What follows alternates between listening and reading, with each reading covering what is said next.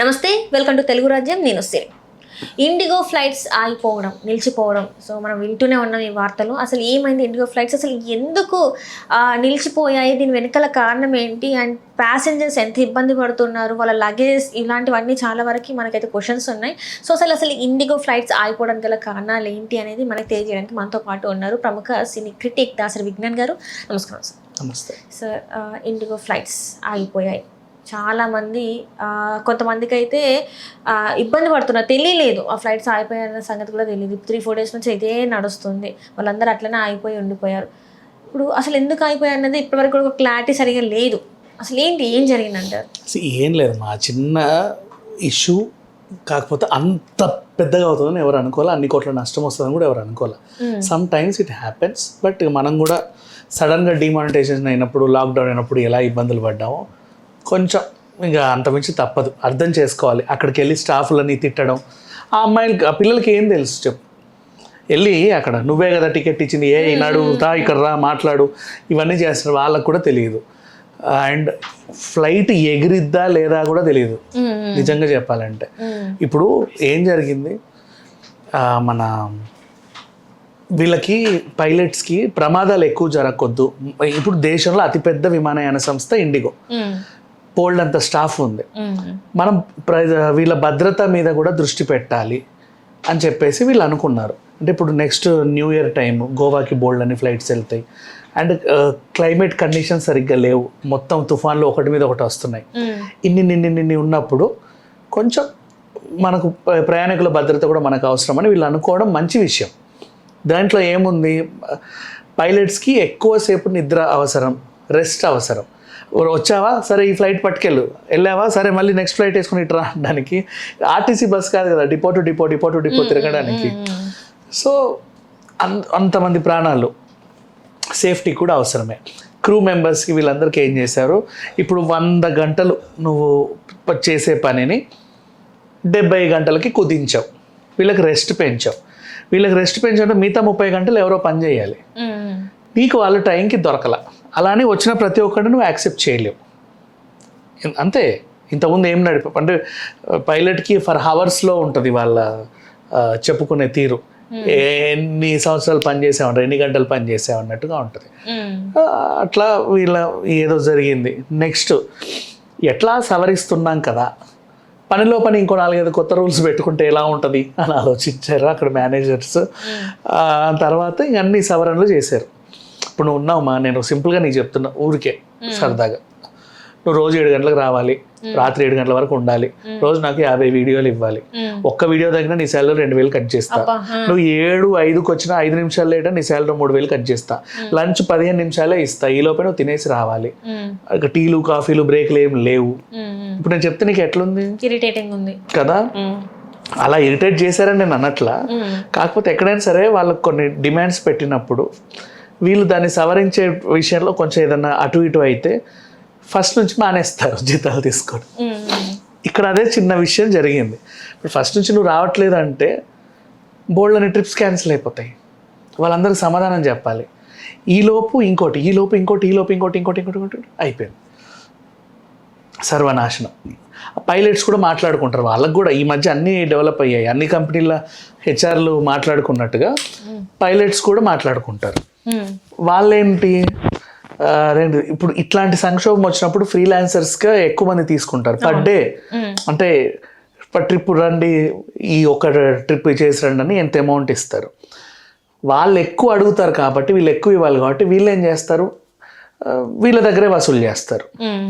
అందుకనే రేట్లు పెరిగాయి. మిగతా ప్రత్యామ్నాయం స్పైస్ జెట్ మిగతా నడుస్తున్నాయి కదా, వాళ్ళు ఎక్స్ట్రా 100 విమానాలు నడుపుతా టెంపరీగా నడుపుతున్నారు. వాళ్ళందరిని అపాయింట్ చేసుకోలేరు వాళ్ళు, ఎందుకంటే ఈ సంక్షోభం అయిపోయిన తర్వాత నేను నీకు నెలంతూరికే జీతం ఇవ్వాలిగా, అప్పుడు నిన్ను గంటేయలేను. కొన్ని రూల్స్ రెగ్యులేషన్స్ ఉంటాయి మా జాయిన్ అయ్యేవాడికి వీడికి, అందుకని చెప్పేసి టెంపరీ.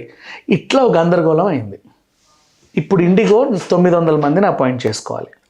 అలా వచ్చిన వాళ్ళ తీసుకెళ్ళకూడదు, ఏమవుతుంది, వేమూరి కావేరీ ట్రావెల్స్ లాగా బస్సు దగ్ధమైంది. నిజమే, అందరు సీనియర్స్ పైలట్లే కావాలి, అందరూ కావాలి. మనకి ఇక్కడ సంక్రాంతికి అయ్యేది అదే. ఇప్పుడు రేపు చూడు, సంక్రాంతికి ఒక ఎల్బీ నగర్ దగ్గర నిలబడమ్మా, ఎట్టి మొహాలన్నీ వస్తాయి, వాళ్ళందరూ డ్రైవర్లే. వాడికి జస్ట్ స్టీరింగ్ తిప్పడం వస్తే చాలు, వాడు ఎక్కిచ్చేసుకుంటారు. నిజం, అట్లనే ప్రమాదాలు కూడా అందుకే గురవుతున్నాయి. ప్రమాదాలు కూడా అంత. నిన్న కూడా బస్సు అయిందా చూసామా? ఎమర్జెన్సీ డోర్ పెట్టుకొని బయటకు వచ్చారు. అదేం ట్రావెల్స్ పాపం. సరే వాట్ ఎవర్. ఇట్లాంటి సిచ్యువేషన్స్ టైంలో మనము అంటే చాలామంది ప్రాణాలు మన చేతుల్లో ఉంటాయి కాబట్టి భద్రతా దృష్ట్యా మనం ఫోకస్ చేయాలి. ఫోకస్ చేయాలంటే స్కిల్డ్ అండ్ ట్రైన్డ్ స్టాఫ్ కావాలి. స్కిల్డ్ అండ్ ట్రైన్డ్ స్టాఫ్ రావాలి అంటే నువ్వు ఎదురు చూడక తప్పదు. కానీ ఇక్కడ విషయం ఏంటంటే ఇది గంటకి కొన్ని ఫ్లైట్లు అటు అటు పెద్ద ఏంటిది ట్రాన్స్పోర్ట్ సంబంధించిన వ్యవహారం. సో ఒక్క ట్రాన్స్పోర్ట్ సిస్టమ్ కొంచెం బ్రేక్ అయిందా మొత్తం వ్యవస్థ గందరగోళం అయిపోతుంది. ఇప్పుడు చూడు 9,000 బ్యాగులు పడిపోయి ఉన్నాయి, 4,500 బ్యాగులు రిటర్న్ చేశారు. నిన్న 9,50,000 సమ్ టికెట్స్ రీఫండ్ అయ్యాయి. నెక్స్ట్ ఇంచుమించు 847 కోట్ల వరకు రీఫండ్స్ వెళ్ళాయి. మరి అబ్బా అంటే తప్పదు పాపం. ఇప్పుడు నెక్స్ట్ సీజన్ గోవాకి ఎన్ని ఫ్లైట్లు వెళ్ళాలో ఎవడు అంటే తిరుమలకి, కొచ్చిన్కి ఇప్పుడు అయ్యప్పస్వాముల దీక్ష. మళ్ళీ రిటర్న్లో వీళ్ళు ఏం తెస్తారు? తిరుమల నుంచి లడ్డు ప్రసాదాలు తెస్తారు, ఆ బ్యాగుల్లో ఉండిపోతాయి. పాపం వాళ్ళు ఇంక తీసుకెళ్ళలేం కదా ఇంటికి, ఏం చేయలేం, పొలాలకు వేయాలి అంతే. ఇట్లాంటి సిచ్యువేషన్ని ఇప్పుడు వీళ్ళు ఎదుర్కొంటున్నారు. అండ్ నెక్స్ట్ నువ్వు ఓన్లీ మనుషులనే చూస్తున్నావు. What about cargo? కార్గో కూడా లేట్ అయితే మెడిసిన్స్ లేట్ అవుతాయి. నీకు రావాల్సింది మెడిసిన్ ఇప్పుడు నీకేంటి ఎల్లుండి వరకే ట్యాబ్లెట్స్ 30 ఉన్నాయి, 27 ఉన్నాయి, 3 days వస్తాయి. ఈలోపు ఆర్డర్ పెట్టుకుంటావు, ఫస్ట్కి నీకు రావాలి. ఆ వచ్చే ట్యాబ్లెట్ నీకు 5th వస్తుంది. అది అక్కడ తప్ప ఇక్కడ దొరకదని ఉంటాయి కొన్ని మెడిసిన్లు. ఈ 5 రోజులు నువ్వు వేసుకోకపోతే నీకేమన్నా అయితే నెక్స్ట్ దహన సంస్కారాలకు రావాలి. ఎవరో పోయి ఉంటారు, అర్జెంటుగా రండి, వచ్చావు ఆస్ట్రేలియా నుంచో ఏడు నుంచో వచ్చావు, అయిపోయింది, వెళ్ళలేవు, ఎయిర్పోర్ట్లో పడిగాపులు కాస్తున్నావు. అక్కడ నీకోసం శవం వెయిట్ చేయరు, వాళ్ళు పూర్తి చేయాల్సినవి చేసేస్తారు. మీటింగ్స్ ఉంటాయి. ఇప్పుడు తెలంగాణ గ్లోబల్ సమ్మిట్ ఉంది, 44 దేశాల నుంచి జనాలు రావాలా. ఎంతమంది ఎయిర్పోర్ట్లో ఎక్కడున్నారో తెలియదు. ఇదే సిచ్యువేషన్. అందరూ ఇండిగోనే నమ్ముకొని ఉంటారు మోస్ట్లీ. అండ్ ఇంకా ఏంటంటే నష్టం మామూలుగా ఉండదు. ఇప్పుడు ఈ బ్యాగులు ఎవరి బ్యాగులు ఎవరు తీసుకెళ్తున్నారో అర్థం కాదు. మళ్ళీ మార్చుకోవాలి. ఎందుకంటే ఉండేవే 6 కంపెనీలు, అవే అమెరికన్ టూరిస్టో లేకపోతే వైల్డ్ క్రాఫ్టో, సఫారీ గిఫారీ, విఐపి కొన్ని కంపెనీలు. మ్యాక్సిమం అందరూ బ్రాండ్స్ కొనేవాళ్ళు అవే కొంటారు. ఇంకా ఎయిర్పోర్ట్లలో ఉండేవి అవే కొంటారు. అన్నీ మనిషికో రంగు అయితే వాడు తయారు చేయడుగా. It's not customized. పోలిన బ్యాగులను పోలిన బ్యాగులు బోల్డ్ అని ఉంటాయి. అదే వస్తుంటే నాదేనేమో అనుకుని తీసుకుంటా. అమ్మ తాగితే కూడా నా బ్యాగ్ వచ్చి అంటే నేను అప్పటి నుంచి ఎదురు చూస్తున్నా. తీరా చూస్తారు కదా ఇంకెవడదు. కొన్నిసార్లు కారు ఎక్కుతావు, అంటే ఆ ఫ్రస్ట్రేషన్ ఏం చేయాలో అర్థం కాదు. ఇట్లాంటి సిచ్యువేషన్స్లో మళ్ళీ వాడి అడ్రస్ ఎత్తుకొని వాడికి ఇవ్వాలా. వాడికి ఏం ఇంపార్టెంట్ ఉన్నాయో నీ బ్యాగ్ వాడి దగ్గర ఉంటే నీకేం కావాలో. ఇవన్నీ సిచ్యువేషన్స్ ఇట్లాగే ఉంటుంది. మళ్ళీ నీ లగేజ్ ఏమో అక్కడ కింద ఉంది, నీ ఫ్లైట్ 6 గంటలు అన్నావు, రేపు కూడా మనం ఎల్లుండి పోతామేమో అని అన్నావు. నేను దగ్గరలో హోటల్లో దిగాలి, నా బ్రష్ పేస్ట్ సబ్బు సర్ఫ్ అన్ని దాంట్లో చెప్పు. హోటల్లో వాడు ఇచ్చినవి వాడాలి, ఖచ్చితంగా వాడు ఇచ్చినవి వాడాలి. నాకు నచ్చినవి కాకుండా మళ్ళీ కొనాలి, మళ్ళీ అదొక వేస్టేజ్. ఏం చేస్తావు చెప్పు ఇట్లాంటి సిచ్యువేషన్? అంటే కామన్ మ్యాన్ ప్రతి ఒక్కడు అనుభవించే సిచ్యువేషన్స్ ఇవన్నీ. అర్జెంట్ మీటింగ్స్ ఉంటాయి, అర్జెంట్ ఆపరేషన్స్. ఒకవేళ వేరే ప్లేస్లో జాబ్ రిక్రూట్మెంట్ ఉంది, ఈ ఫ్లైట్లో వెళ్ళాల్సిన పర్సన్ అర్థం చేసుకుంటారులే. వాడు న్యూస్ చెప్తారు కదా, సార్ ఇండిగో ఫ్లైట్ ఇలా అయింది ప్లీజ్ అంటే కన్సిడర్ చేస్తారు. ఎమర్జెన్సీస్ పరిస్థితి ఏంటి? ఇప్పుడు నేను ఇదే చెప్తాను, Telangana global summit 8th 9th ఉంది కదా. నువ్వు అరే లేదండి మళ్ళీ వచ్చే వారం పెడతారా అని అడుగుతావా? నేను ఎయిర్పోర్ట్లో స్ట్రక్ అయ్యానని. You can't. అట్లాంటివి క్యాన్సిల్ అయితే మళ్ళీ రావు. పెద్దవన్నీ చిన్నవి అర్థం చేసుకుంటారు మనుషులు. ఎందుకల్లా ఏదో అయింది కదా అందుకు రాలేకపోయామండి, ఇది పరిస్థితి అని. కానీ కొన్ని మిస్ అవుతాం, చాలా మిస్ అవుతాం. ఇప్పుడు నేను అన్నాను అంతిమ సంస్కారాలకి నువ్వు వెళ్ళకపోతే ఏంటని, యూ విల్ మిస్. లాస్ట్ ఉండదు. నీకు ఇంకోటి ఉంటుంది, లండన్ వెళ్ళి చేయించుకోవాలండి మీరు ట్రీట్మెంట్ అంటారు. లండన్ బయలుదేరుతున్నాను, లండన్కి కాకుండా అటు కాకుండా ఇటు కాకుండా ఏ దుబాయ్లోనో ఆపి నేను అక్కడే కూర్చోబెట్టాడు. ఏం చేస్తావు చెప్పు? నిన్న మార్నింగ్ నాకు తెలిసిన ఒక ఆయన ఫ్రెండ్ది అబుదాబి నుంచి చెప్పులు వస్తున్నాయి ఆయనకి, వాళ్ళు పంపారు పాపం. ఈయన ఆ చెప్పులు వేసుకొని నెక్స్ట్ ఫ్లైట్కి వెళ్ళాలి అనుకున్నాడు. 9:30 ఫ్లైట్, 11:30 ఫ్లైట్, మళ్ళీ 1కి ఇంకో ఫ్లైట్, అంటే ఇది మిస్ అయితే అది మిస్ అయితే ఇది అని. అక్కడ విషయం ఇంపార్టెంట్, ఆయన బుక్ చేసుకున్నాడు. తిరుపతికి వెళ్ళాలి.